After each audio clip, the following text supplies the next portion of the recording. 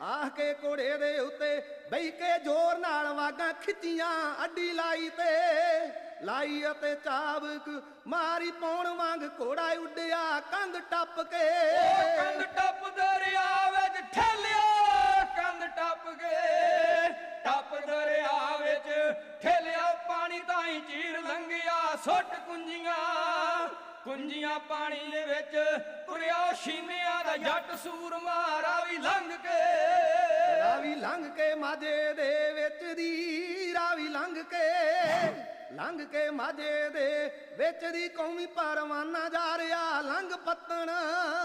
ਪੱਤਣ ਹਰੀ ਕੇ ਸੱਤ ਲੁੱਜ ਤੋਂ ਮਾਲਵੇ ਨੂੰ ਕੂਚ ਕਰਿਆ ਭਾਈ ਰੂਪੇ ਬਈ। ਉਹ ਭਾਈ ਰੂਪੇ ਕੋਲ ਪੁੱਜਿਆ ਜਾ ਆਣ ਕੇ,